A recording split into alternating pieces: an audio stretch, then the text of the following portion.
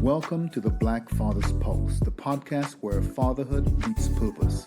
I'm Dr. Alvin Thomas, clinical psychologist and professor, here to guide you through the multifaceted journey of Black fatherhood. Please note, the views expressed here are my own and not those of my employer. But get ready to dive into the dynamic world of Black fatherhood, where we celebrate the highs, tackle the lows, and share plenty of laughs along the way. Let's keep the pulse of fatherhood beating strong and vibrant.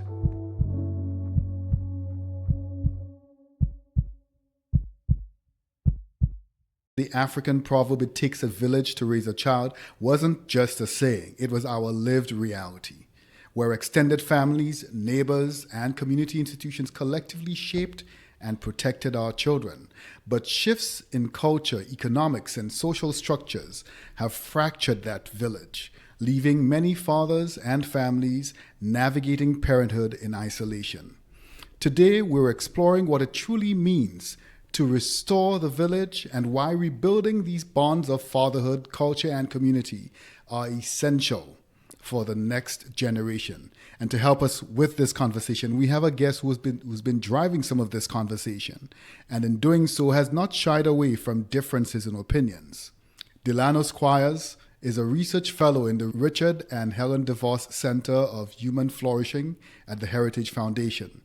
Delano's work has been published by The Root, Newsweek, National Review, The American Conservative, The Federalist, Blaze Media, and the Institute for Family Studies. He is currently writing a book about the Black family, and it will be published in 2026, and we would love to have him back to talk about that book when it is finally published. Before joining the Heritage Foundation, Delano worked for the District of Columbia government for more than a decade. During that time, he provided free technology training programs for low-income residents and served in the city's gun violence prevention office. Delano earned his Bachelor of Science degree in computer engineering from the University of Pittsburgh and a graduate degree in public policy from the George Washington University. Welcome to the Black Father's Pulse podcast, Delano. Thank you for having me. So, one, thank you so much for just kind of carving out some time for us to have this conversation and to engage the audience from the Black Father's Pulse podcast. It sounds from your bio and just social media and just media in general that there's just so much that you're doing. Your voice is so sought after. What inspiring thing are you doing right now, besides, of course, writing your book? Yeah, so, right now, my main focus is on sort of making the argument that we need to revive the institution of marriage and rebuild the family. So, in terms of my day job, I do that with respect to American families, generally speaking. But I think, the work that I'm doing specifically around the Black family is certainly inspiring. You mentioned my book. I also have a report out right now called Moving Beyond Moynihan. The subtitle is A New Plan to Revive Marriage and Rebuild the Black Family. So that reference in the title is obviously to the Moynihan Report, right, which came out in 1965 and remains the most consequential analysis of the Black family, I would say, ever produced in this country. So my report sort of picks up where Moynihan left off, addressing issues of family, understanding, obviously, that the world in 2025 is different than the world in 1965. So I talk about what he discussed in his report, how the Black family got to its current state, and what needs to be done moving forward, as I said, to revive the institution of marriage and rebuild the family. So that work inspires me, and I hope to start the types of conversations and to light a spark with respect to this particular issue, because I don't think it gets the attention that it deserves. And in my estimation, there's no way to improve outcomes for the Black community for the foreseeable future unless we begin to talk about how we restore and rebuild the traditional family unit. Thank you so much for that, Delano. As you think back to when you first started doing this work on Black families and fatherhood and all of this wonderful work and very necessary work, can you go back to one moment as a father that completely shifted how you see yourself as a person? That's a good question. So, I mean, I would say I started doing this work. I started writing about issues around the black family well over a decade ago. I used to write for a site called Black and Married with Kids, and the couple that started that website, Ronnie and Lamar Tyler, did so because they wanted to create more positive images of black families. And when I started writing for them, I was actually single at the time. I was the only single writer. And I actually ended up meeting my wife at one of their documentary screenings because in addition to the website, they had produced several documentaries, and I met her at one of the screenings. So that's when I really started to do this work publicly and formally. In terms of, an instance that changed me as a dad, I think honestly just the birth of my first child. All right, my daughter is 9. She's going to turn 10 in January. And I remember holding her for the first time and understanding that my life would never be the same. So I think that moment really changed me in ways that were hard to describe in words. And the combination of those two things, writing about this issue, researching this issue, and then living this issue in my day-to-day life, I think have only helped to inspire me and empower me as I have continued to do the same work over the past, close to 15 years. And so in those 15 years, those early years of those first 15, because I'm sure there's a lot more years of your writing and conversation is going to be coming down the road. When did you realize that this narrative about black fathers was broken? And what moment made you decide to finally start to push back? So, I mean, I knew the narrative around black fathers, I would say, is incomplete. I knew that growing up, right? I knew my parents have been married 44 years now. Growing up in New York, all my best friends, all of our parents have been married 40 plus years. We grew up in a very tight-knit community, a village, as you had referred to it before. And within that village, almost everybody I knew had married parents and was growing up with a dad. So the popular narrative around black fathers, that black fathers are absent, they don't care about their kids, they abandon the mothers of their children, I knew was not universal. And even as as an adult living in Washington, D.C. and seeing, when I would take my daughter to daycare or to school, 35 to 40% of the parents doing pickups or drop-offs were fathers. So again, I know that the popular mainstream narrative about absent black dads is woefully incomplete. I will say this, though. I think sometimes there's a push to discredit that narrative by making it seem as if, everything is A-okay, and people will, refer to research, particularly, and I'm sure you've heard this and seen this, the 2013 CDC study on fathers that showed that black fathers are more involved with their children, whether they're younger children or older children, across a range of activities, from reading to their kids every day, to eating with them, to bathing them, and being involved in their lives. They're more involved, generally speaking, than their white or Hispanic counterparts. And people will use that study to say, these narratives are completely wrong. Right. What people miss is that the difference in involvement is less along racial lines and more along the lines of whether a father lives with his children or does not live with his children. And there you see much greater disparities between residential dads and non-residential dads. And how that relates back to this issue is that about 45% of black children are raised by a single mom. So that's millions of children who do not have everyday in-the-house contact with their fathers. And that does lead to issues that it's impossible for us to ignore if we truly care about the state of the black family, and more importantly, if we truly care about the future of our children.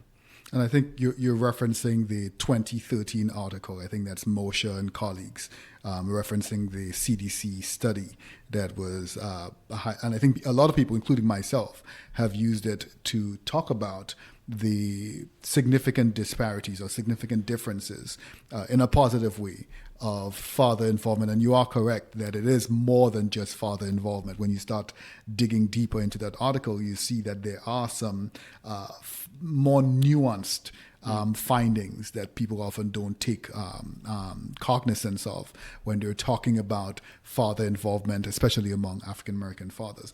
And so you talk about the narrative being incomplete as opposed to being inaccurate.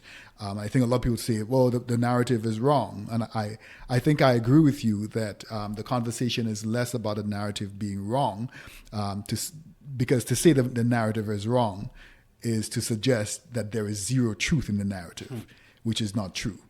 There is some truth in the narrative that we do have a significant number of black fathers who are not involved for one reason or another.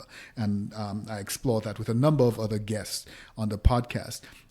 But what do you think makes the conversation, because I think then there's the other shift to the pendulum, that all black fathers are uninvolved, all black fathers are deadbeats, and I hear from your story and from the stories of a lot of other persons that I've had in the podcast that I'm involved. My father was involved. I have all these stories of lots of black men who were involved, who are fathers, who are doing the great work.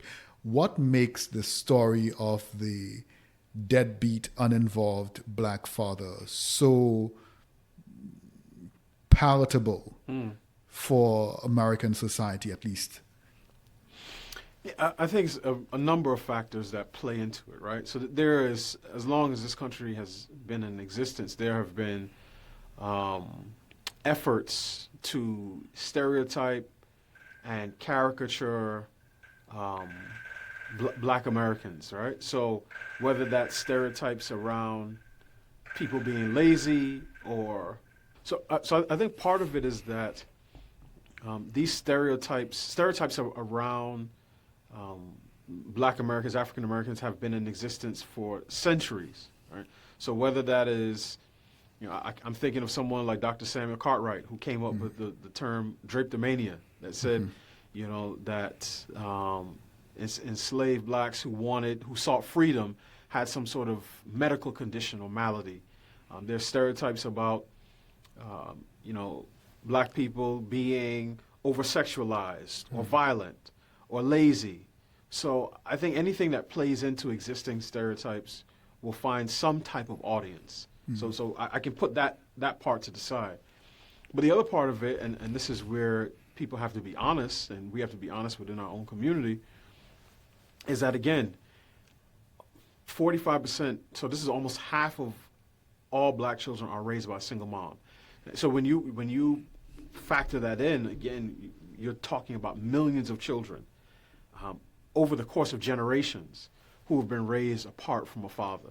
And I think it's important to say, and obviously you know this, that it's possible for a man to be involved in the life of his children even if he doesn't live with them. The couples who navigate this, whether after divorce or whether parents were never married, where dads can be still active within the lives of their children. But one is a difference when you live with your children and you see them and interact with them on an everyday basis, and when you don't. And especially if you have, let's say, multiple children, a man can't be in several different places at one time. Yeah. But the other part of it is for every however, one man who's active and involved in his child's life, there's some number who are not. Right. Some may not even know they have children. Some may have such a deteriorated relationship with the mother of the children that they figure it's not even worth the headache to engage. Some may know that they have the kid but didn't want children, so feel no obligation to parent the child. And some may just be pulled in several different directions, particularly, as I said, if you have multiple children by multiple women. And so sometimes a guy, and this is irrespective of race, a man may be closer to the children of his girlfriend because he lives with them than to his own children who he does not live with. So I think, again, there's often a demand for the worst stereotypes as it relates to black people. But there's also a there that has to be honestly dealt with to say, look, it would be different if it was only 5% of black kids who live with a single mom or apart from their dad. But when it's close to half, that means that this is a real issue that we have to reckon with. Thank you so much. So I think you're leading to this next question, which is that, so we talk often about the village being broken. and that the way we raised children before doesn't quite seem to be the same way that we're doing it. There's not that same community efficacy, that strength that people used to draw from their communities. If the village is as broken as we say it is, can we rebuild? And if we can rebuild, what can every young black father, or every black father, regardless of age, what can every black father who's watching and listening do about rebuilding community? I definitely believe that the village can be rebuilt. But let me, because I'm big on defining terms, right? Or at least characterizing what I mean when I say the village. Yeah, exactly. So I'm a person who grew up in that era of, it taking a village to raise a child. My parents were married young. They lived with my aunt and uncle, after they first got married and after I was born. My aunt and uncle had a next door neighbor who would watch me sometimes. And a few doors down, there was an older Trinidadian lady who would watch me after school until my aunt came home. And then I would go there and eat dinner. And then when my mom picked me up and took me back home, then I'd eat again. I come from a large family. So my mom is the youngest of 10. My dad is the second youngest of 6. So I had aunts and uncles who I would spend time with, who would pick me up from school, who would watch me. And then I had a church family who in some cases are closer to me than some of my blood relatives, who also contributed to my upbringing. And I think I'm not unique in this sense. So when I say a village, I'm talking about the extended kinship networks, right? Those ties of those blood relations. I'm talking about people within the community who your parents and your relatives trust. I'm talking about, sort of a spiritual family that, again, come around and support families. All of those different groups are within the village. Now, you notice the one group I did not name. I did not name any government administrators. I didn't name any social workers. I didn't name any politicians. So the village I grew up in did not involve direct, there was no direct involvement from either state, local, or federal government. And I think that's important for reasons that, we may very well get to. So that's what I think of when I think about a village. Do I think that is possible today? Yes, I do.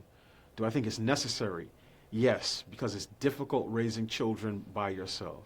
But the other thing that I want to say clearly is that sometimes people will talk about the village and put it in tension with what has come to be known as the nuclear family, right?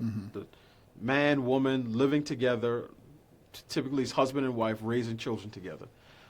I don't see those two things as in tension. I see that natural family, husband and wife raising their own children, as the foundation for the village. Right? So that household is the foundation, and the village comes along to complement and supplement what is going on there. So there was no one in my life, in my village, that was inculcating values opposite to what my parents were. Everyone there was in support of what my parents were doing. So I think it's possible. I think it's made more difficult just because we live in a different society. Oftentimes, young people leave, let's say, to go away for college and don't come back to where they grew up. So it's harder to have some of those connections there.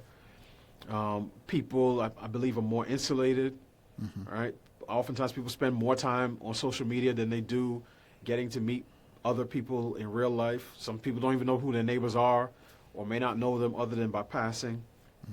So certain things may be made more difficult. Families are smaller today than they were 50, 60 years ago. So you just don't have as many aunts and uncles. You don't have as many cousins.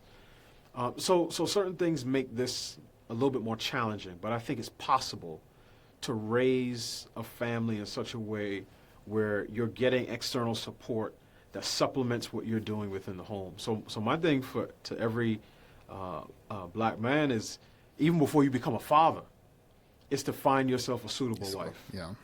And to build according to that traditional, and certainly I would argue that biblical blueprint, is to build the family according to how its architect created the design, because that will improve your odds of having a loving, lifelong, multi-generational sort of successful, family structure. So that would be my first thing, is to find a suitable wife, someone with whom you are aligned with respect to your values and your views and your worldview, to marry, commit to her for a lifetime, then have your children, and from there, or in addition to that, work with the people who love you to raise up those children in such a way that you can continue this particular process, in perpetuity across generations. Thank you so much. So before I come back to the tension between tradition and progress, I want to ask you to speak then to that.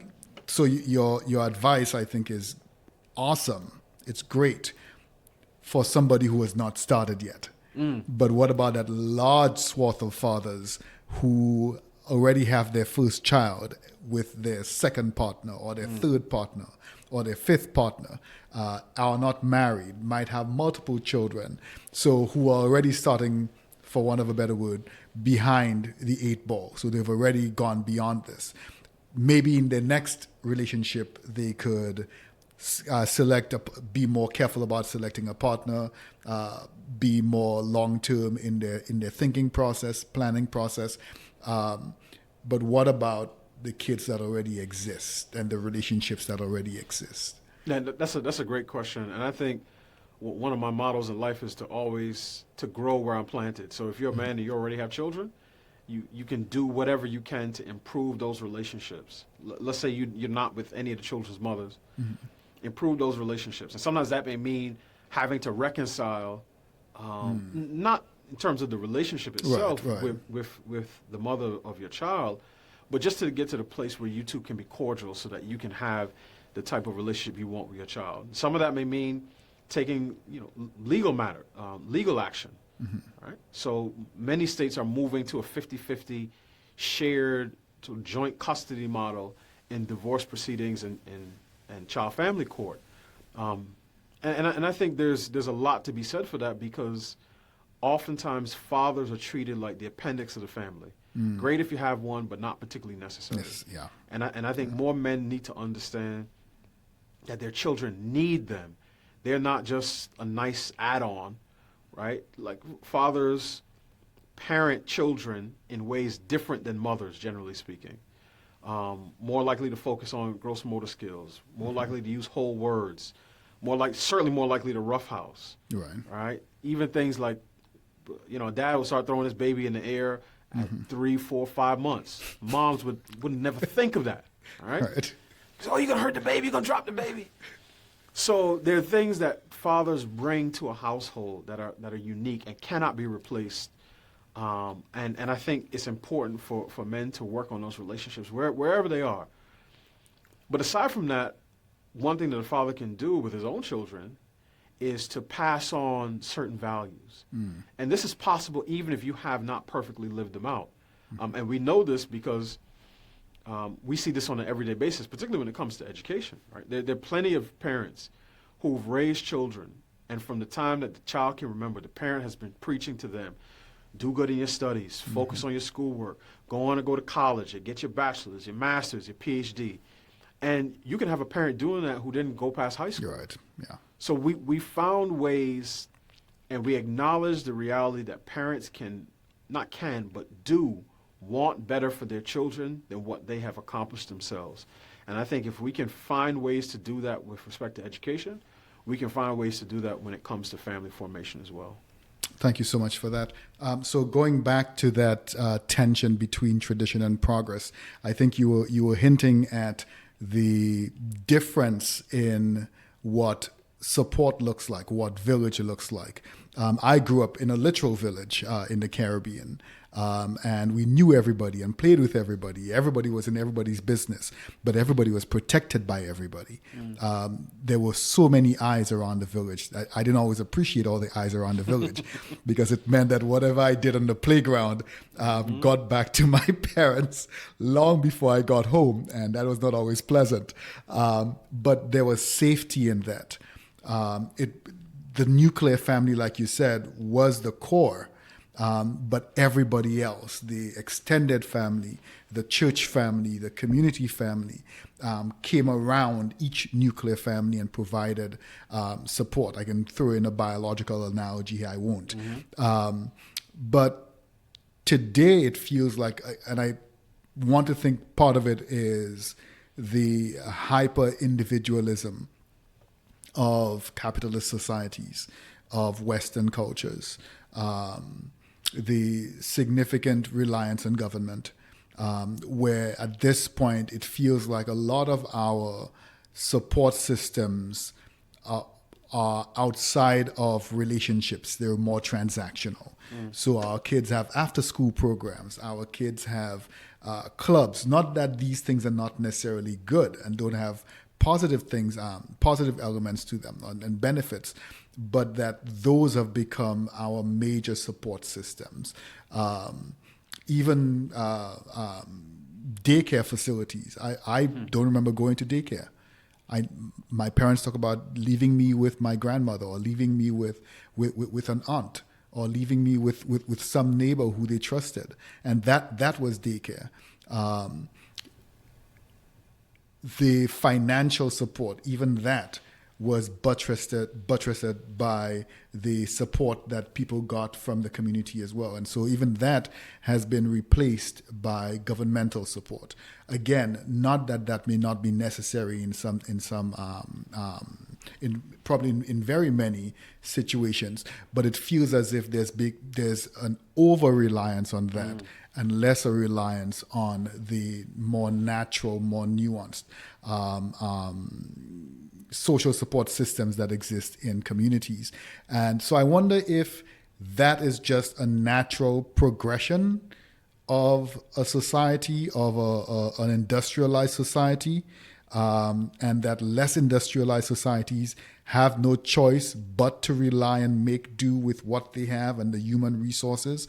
And if that is the case, then how do we re-envision culture and community and village, understanding that going forward, there's going to be probably less of those intimate village kinds of interactions, that the village is going to look very different. How do we manage that tension between that traditional village and the village that is what people might call progress or progressive? Yeah, I mean, it's a good question. I think the village definitely will look different. Now in some instances, it will look similar, because I think in the village you described, you have connections by kin, right? You have communities where people, even if they're not from the same exact family, right? The family networks are a little closer and a little tighter.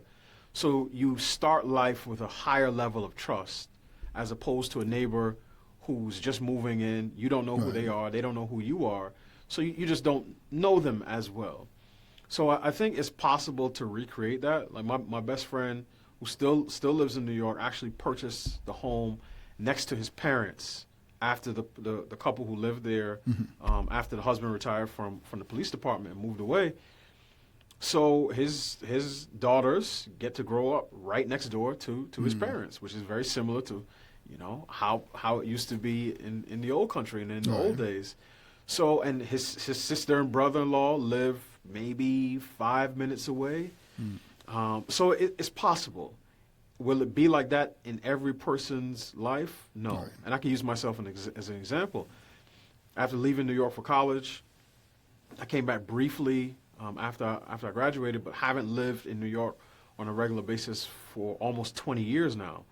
So the village that my wife and I are creating looks different than his village.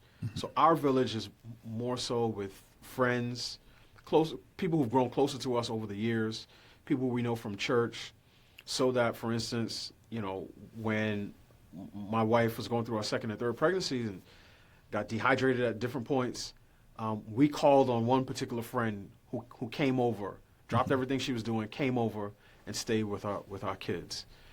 It's different, right? It's not the same as if I was growing up next door to my parents, but it is how we have managed to recreate that village in an environment that neither of us grew up in. Now, people who we know who are from this area, their networks look a little bit different because, again, they can rely on parents and aunts and uncles and cousins. But we're creating ours in a slightly different way, and just finding a way to make it work for us. And I think for a lot of families, that will be what things look like moving forward. But again, it wasn't, us. It's not us saying, "Oh, we need the government to do this," or to step in this particular way. And my wife was a social worker for several years in D.C., and we realized, there were people she was working with who had a social worker in their family going back at least 3 generations.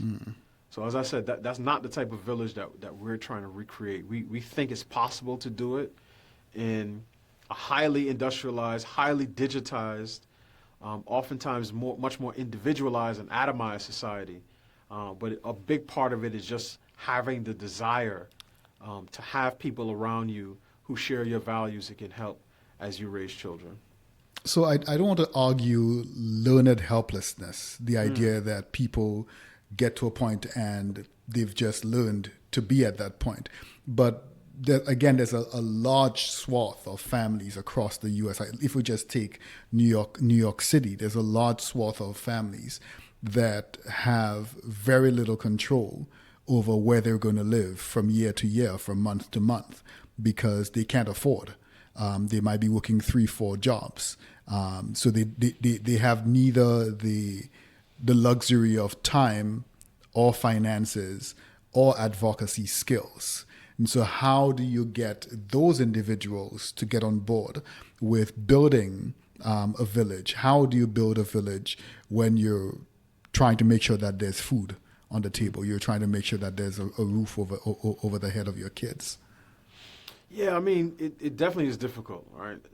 We're at a time where everything seems to be getting more and more expensive. I think part of the reason that we have challenges with the village is because oftentimes the chief is not there. And what I mean by that is, again, going back to where we started in terms of family structure. There are neighborhoods, particularly working class, low income black neighborhoods in this country, where you would struggle to find a single child being raised by a married mom and dad. And that's not just in New York. I could tick off all the largest cities. You're going to find neighborhoods where that's the case. Here in D.C., 77% of black children in D.C. are born to unmarried parents. And just for the sake of context, not for the sake of comparison, but for the sake of context, 93% of white children are born to married parents. Now, that is a far greater disparity than what you'll find in any other state. But I only say it to say that in an increasing number of neighborhoods, to be a black child born to and raised by your married biological parents is now the exception and not the rule. So I think one reason why we find, these economic difficulties is because the family, that 2-parent family model has fractured and is no longer the norm in many communities, because the median household income for black married couples under the age of 65, so these obviously working age couples, is about $122,000. That is higher than the overall median household income for every single racial group of the 4 major, right? White, black, Hispanic, Asian. That's higher than even Asian American household median income. But the reason that the income disparities exist in the way that they do, because overall median household income for black families is about $56,000. But the reason that's the case is because only 28% of black households are comprised of a married mom and a dad. So part of our problem is that that family structure that used to be the norm and that sustained the black community from the end of the Civil War through the end of the Civil Rights Movement no longer exists in the same way that it did 60 plus years ago. And the thing that troubles me is not just that this is a fact of life. The thing that troubles me is that there are people who, even if they don't say that that's a good thing, they'll say, oh, well, black dads are not really that important. If we could end structural and systemic racism and improve the amount of resources that are flowing into black families from the government. And I find that troubling. And I'm not sure if you're familiar with the Harvard sociologist Christina Cross. and her new book, Inherited Inequality, but she basically makes that argument. She acknowledges that the two-parent families produce better outcomes than single-parent families, but she argues that black children who grow up in two-parent families don't do as well as white kids who grow up in two-parent families, and therefore we should focus less on family structure when it comes to improving outcomes for black kids and black families, and focus more on the barriers created by systemic racism and more on increasing support to, single moms and their children. And that's the part that disturbs me the most, because that is only a recipe for even more of the outcomes that, again, I'm arguing are not positive for the black community. Yeah, that would be a very damning argument to make. Again, I've not read the book. I'm not aware of it either. But if that is the underlying or the front-facing argument, that's a pretty damning statement or pretty damning conclusion to come to, considering what we know about families and about the importance of fathers in families, regardless of the background of the family, racial or otherwise. But it sounds like there's been this decimation of black fathers in families and the black family in general. What are you teaching your sons and your daughters about fatherhood as a way of seeding the next generation and as a way of kind of helping other fathers think about what they should be talking with their kids about with regard to fatherhood? I love the way you phrase it. You talked about seeding. And the reason I love that is because I think the rules of family culture follow the rules of agriculture, meaning the things that you want to grow, you have to plant, water, and give light to. And then the things that threaten a good harvest, you have to weed and prune. So part of what I do to seed that for my kids, and I have 2 sons and 2 daughters, is that my wife and I always connect the vocation of father to the vocation of husband. So even now, our boys are 5 and 7. When we talk to them about, the future, if they say, yeah, I can't wait till I'm a dad, either they will acknowledge it themselves or we will remind them, but first you need a wife, right? So let's get first things first. And I think it has become so common for them that, recently we were on a family vacation, and my son, my older son, met one of my cousins who I don't think he had met her before. And, she was talking to him, and he asked her, where her husband was. Now, unfortunately, her husband passed away several years ago. And she spoke to him, she was gentle with him because he was 6 at the time. And, my dad would say, no, you can't say that, and that's rude. But I didn't chastise him at all because I want that to be his norm. I want him to always have husband, father, family connected.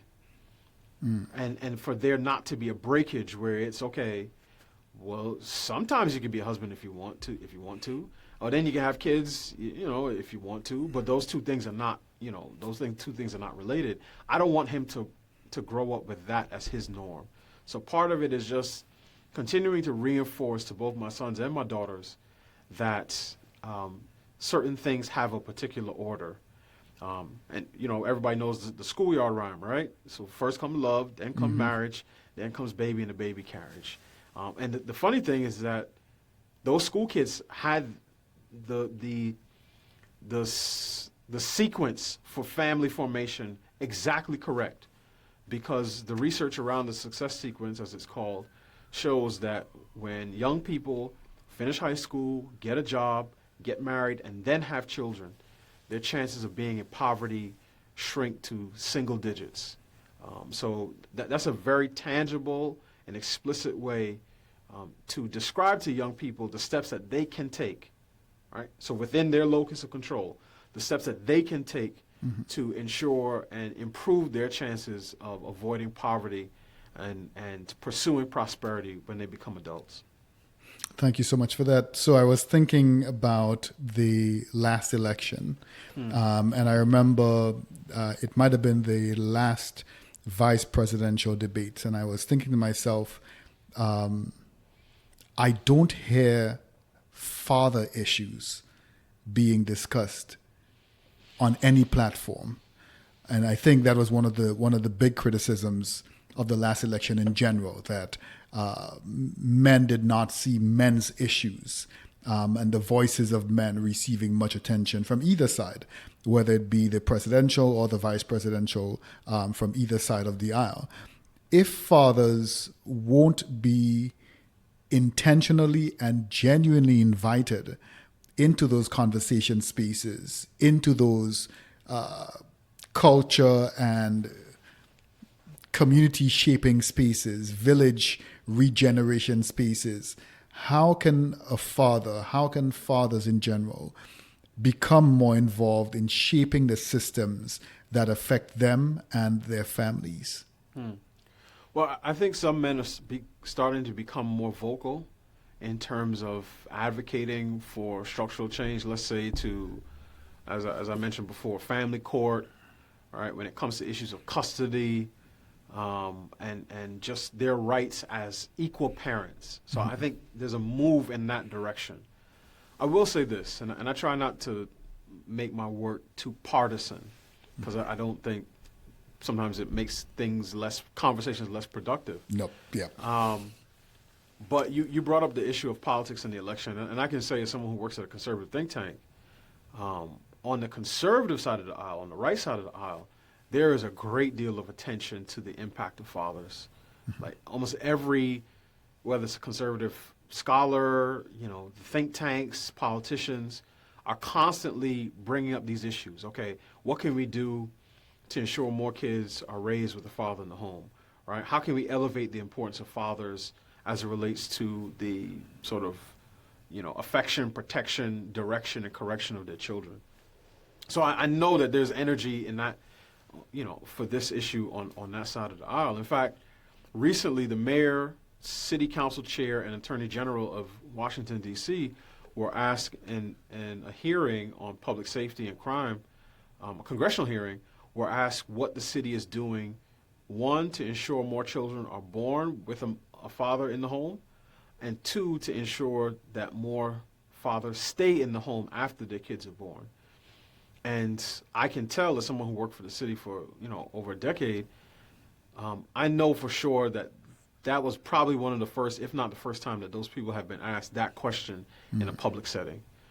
So I think there's, again, some energy around this issue, particularly on the center right.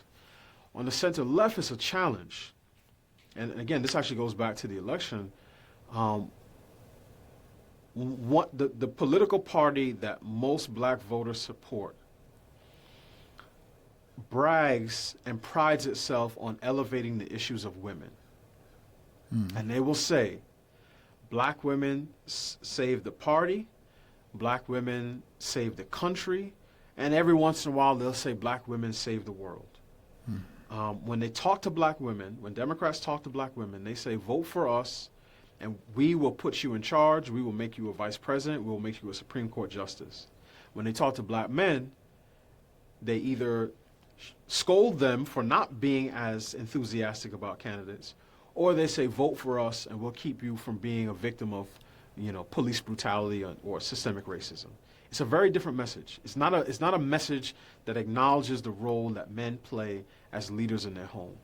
And I actually think that this not only creates tension within the black community, it exacerbates existing tension along gender lines. So it's unlikely that you're going to hear, the types of commentary around the importance of fathers, because so much of the left's energy is around empowering women.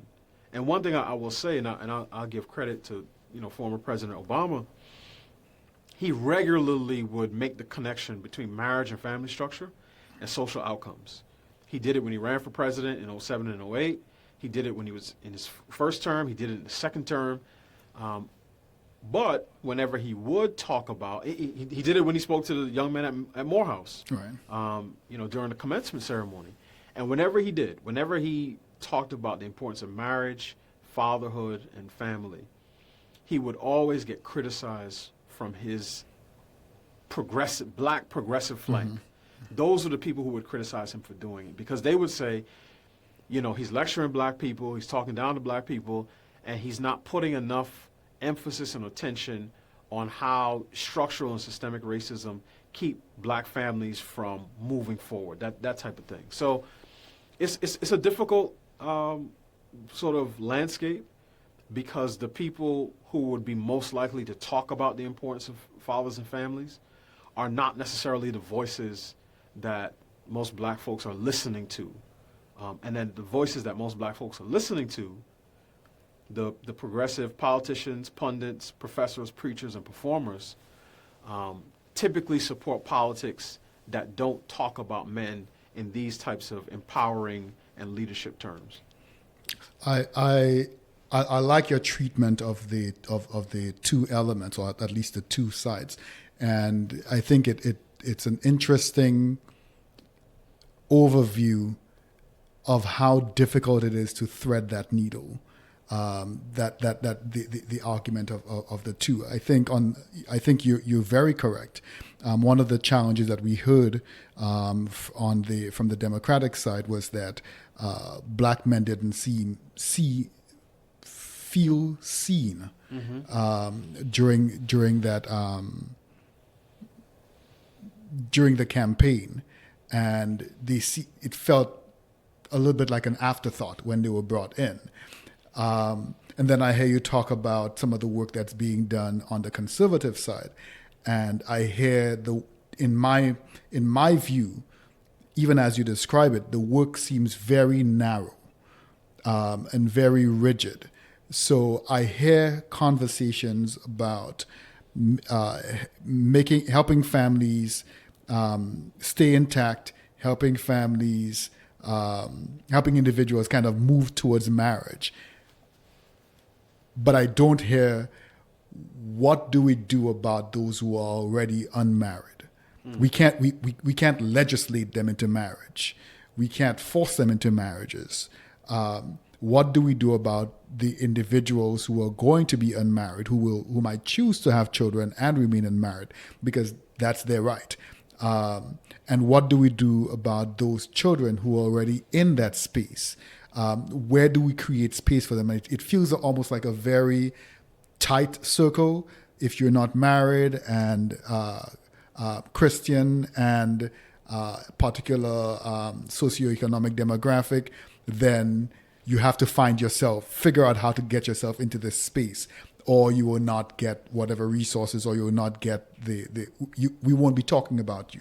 How does the conservative side of the argument speak directly to black fathers? So it's not just speaking to fathers. There's a very specific history. There's a very specific underlying story of black fatherhood. How does the progressive side of the argument speak that in a way that is genuine and concerned for the upliftment of families? And the flip, how do we get progressives and Democrats to recognize and appreciate the importance of black fathers and of fathers in general, and not just do that in words, but do that in policy, do that in conversation, do that in space, do that with equality across those constituencies. And that may not be something that you can speak to, and that's fine if you can as well. But it just feels like either people have chosen their tribes and have chosen to stick on their tribes and will go down with the ship, or that hopefully there are people on either side who want to find that common ground, who want to find that common space, and would be willing to do the work it takes to get to that point where everybody's thriving. Yeah, I mean, I think you hit the nail on the head. It is a difficult needle to thread. I think on the right, on the conservative side, again, there's a lot of energy around upholding and uplifting the importance of fathers. And not just fathers of a particular socioeconomic, status is it's fathers in general. If anything, one of the knocks against conservatives is that they talk so much about family structure, and progressives will say they don't talk enough about other sort of mediating social structures, right? Not enough about cost of housing and healthcare and criminal justice and all these other things. So I definitely think conservatives are more than willing to talk about those things. Now, do they tend to put them in racial terms? No. That doesn't tend to be the case. Now, someone like me would, because I'm comfortable doing that. There are some other men out there. I know I'm thinking of someone like Chris Broussard, who is a Fox Sports commentator, but also has his King organization that targets African American men, husbands, dads. I believe it's a Christian organization too. So he has that religious element. There's some other people out there who are doing similar types of work. They don't always necessarily get the attention that they deserve. So I think conservatives, again, tend to get the fatherhood issue correct, even if they don't market it in racially specific ways. Now, obviously, there are some black conservatives or black folks on the center-right who I think can fill that void and need to fill that void. And I actually would be far more content, and I would be far happier to see black conservatives spend 90% of their social, sort of cultural, educational, and even economic capital speaking into the issues that most affect the black community, right? Trying to rebuild those institutions, as opposed to trying to convince people to vote for another, Republican candidate, whether for president, governor, mayor, or any other office. So I think there's some space there. I think the challenge is a little bit more difficult on the left because, again, you're talking about competing ideologies and worldviews. One that sees men in general, and black men in particular, primarily as voters and not as husbands and fathers. So this is why these outreach efforts tend to happen once every 4 years, right? Every election cycle, and they tend to carry a particular type of message. And oftentimes, if I could boil it down, it's black men should get in line and follow black women because black women are leading the community with respect to political engagement. And this is why when any critical mass of black men start to question that publicly, they are chastised and castigated and called all types of names. And, your ancestors are ashamed of you. How could you consider not voting, in alignment with black women? So it presents a different challenge because decades of sort of post-second wave feminist cultural education, I'll put it that way, have sent the message that if you take care of the women, right? If women are empowered, if they are educationally empowered and financially independent, that they would then take care of the rest of the household and the family. And that is a message that actually goes not just contrary to any major religious teaching, but actually goes contrary to human nature. Because no society teaches its women that it's their responsibility to take care of an adult male and the children that they have together. That responsibility for provision and protection has always fallen on the shoulders of men. But when you write the man out of the story and you say the family will be just as strong if you have an empowered woman and an activated government, then what you're doing is making it more difficult for men to fulfill their God-given rightful roles, not just in their home, but in society. And so until the progressive left is willing to let go of that particular ideology, it's going to be very difficult for men with traditional values to take up the role that is rightfully theirs, more so on a public scene. This happens every day on an individual level. But if you and I wanted to, go to some, Congressional Black Caucus or the Democratic National Convention and talk about empowering fathers and men to lead their homes and their communities, there are going to be some sisters who don't necessarily want to hear that message because that is not the message that they've been pushing. The message they've been pushing is that black women lead the family, and again, 70% of black children born to unmarried mothers, 45% raised by single mothers. So you can see why they would see that.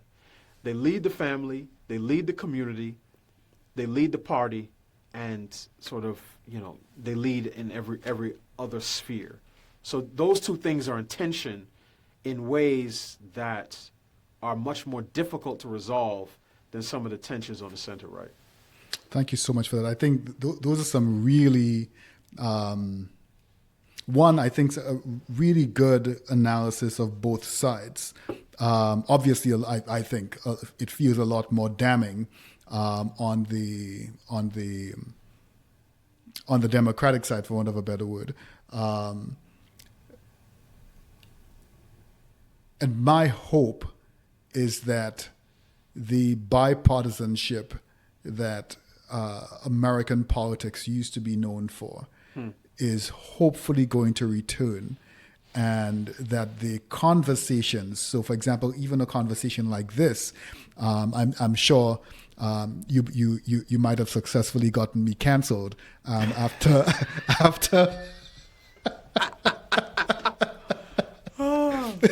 based on a few things that you were just saying. I was like, up. There go my very paltry numbers. Mm-hmm. they're gonna drop. But even being able to sit across from somebody and have an argument, or not an argument, have a conversation that says, here are the things that I know and believe, and let's talk about what you know and believe, and figure out how we can come to a point where the best outcome is possible and feasible for all peoples. Not for all people. It's never going to be for all people, but for as many people as possible. And if we're talking about rebuilding the village, Democrats cannot rebuild the village. Republicans and conservatives cannot rebuild the village. It takes the whole village to rebuild the village, or what is left of the village. So I often think of Jamaica, their recent experience with the hurricane. Half of the village or the area that was destroyed, half of those people cannot sit back and say, we're not going to do anything, it's going to take care of itself, while the other half works. They may have different ways that they think it needs to happen. They may have different ideologies of what they think it should look like going forward. But even in their differences, those constituents need to come together and have human conversations, have open conversations. And sometimes it might be contentious, and that's okay. As long as we're not attacking each other, but attacking ideologies and thoughts. And eventually distilling that down to what can we agree upon is the best first step, or the most feasible first step. Do we need a policy? Do we need a group to start thinking about it? Do we need something happening at the community level? Do we need something happening at the governmental level, church level, or wherever? And then move on with that. But it feels that like at this point, like I said before, people have chosen their tribes and are wearing their war colors, and people have their hackles up and are not prepared to have conversations because you're a this or you're a that. So obviously I can't speak to you because those are going to be your talking points and those are going to be my talking points, rather than can we just have a conversation as two human beings and decide what we can do to make sure the lives of every individual that we can touch can be bettered. So, sorry, it looks like you wanted to add something. Yeah, and I think it's most important to focus on the right individual, like the right customer for this message, right? So let me put it this way. Oftentimes in these discussions around family, regardless of race, the desires of adults are often elevated above the rights of children.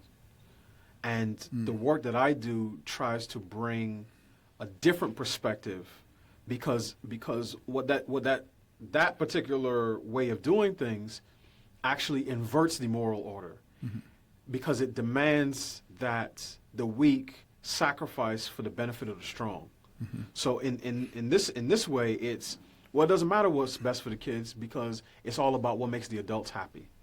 And if a man and a woman just want to situationship, fling, it doesn't really matter. Okay, we bring a child into the world, it doesn't really matter.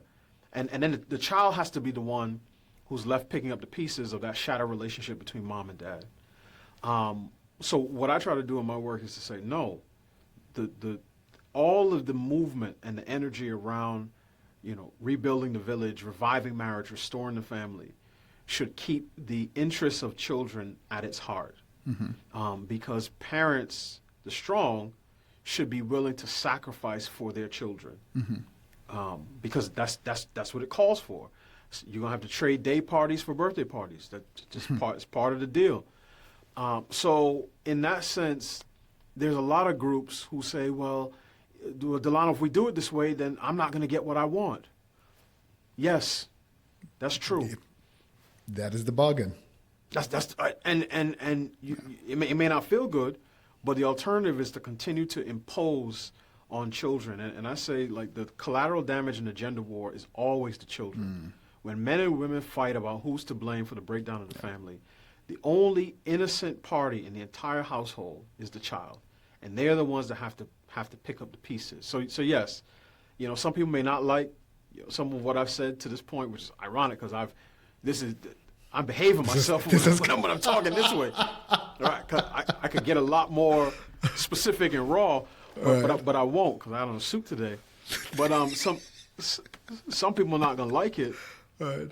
But it's like, no, if we can continue to do the same thing we're doing, and again, 50 years down the line, it has not been working. It's not working, and it's not working specifically for our children.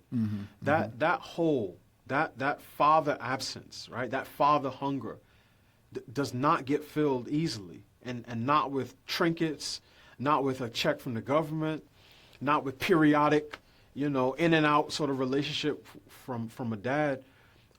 No, children deserve a dad in the same way that they deserve a mom. And as I said, they have a right to a father in the same way they have a right to a mom. And I use that word intentionally because rights always come with corresponding obligations. And if we say that, if we flip it and say, no, adults have rights to kids, then it's like, okay, well, if I have a right to something, then that means if I have a positive right to something, that means somebody's obligated to give it to me. Yeah. And I didn't have a right to a child that I couldn't create. But my children, once conceived, once created, have a right to me, to the affection, the protection, the correction, and direction of the man and woman who created them. And I think for too long we have allowed those rights to go neglected. Thank you so much. So I'm going to push us because I think we're way over time at this point. So this is the rapid fire round. Sure. Where I'll ask you 5 questions. No need to explain your response. Just give us your response. Okay. So first one, your favorite fatherhood memory. Playing catch with my dad at the park. A book that every father should read.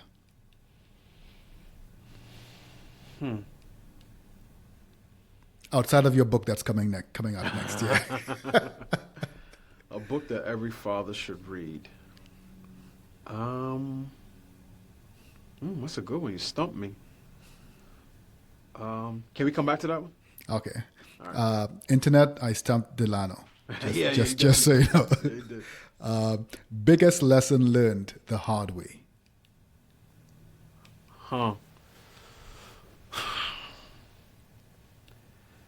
Biggest lesson learned the hard way is that my failure to take responsibility for my life has consequences that other people are going to have to deal with. One word to describe Black fatherhood. Necessary. And who's your fatherhood hero? Outside of my own dad? Yeah. I mean, it could be your dad too. Oh yeah, my dad, without a doubt.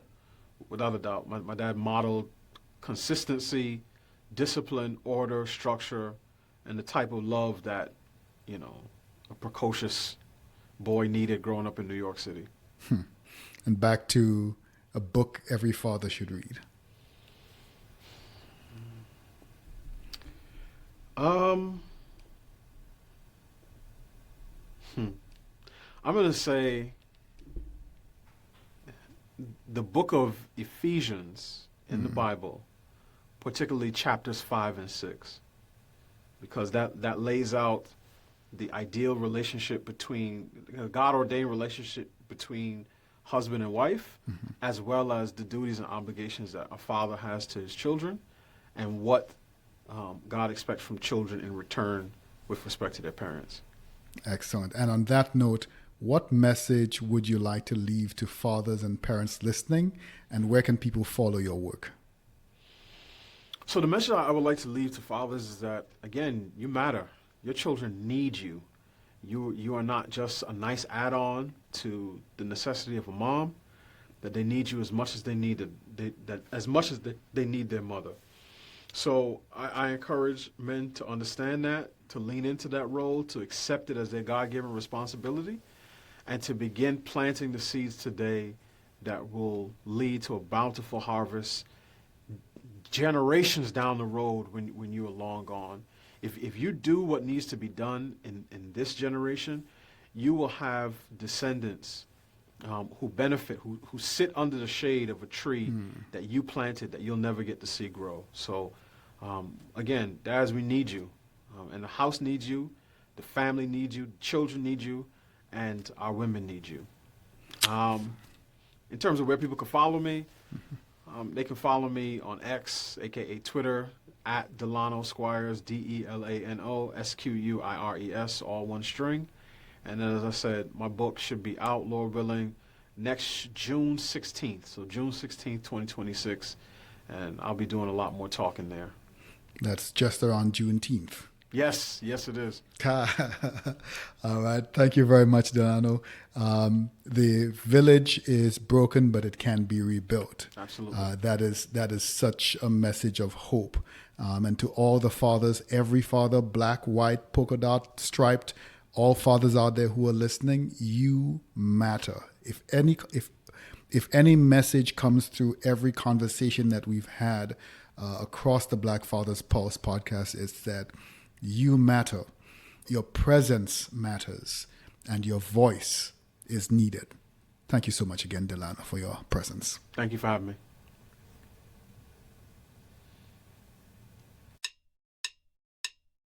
You've been listening to the Black Fathers Pulse.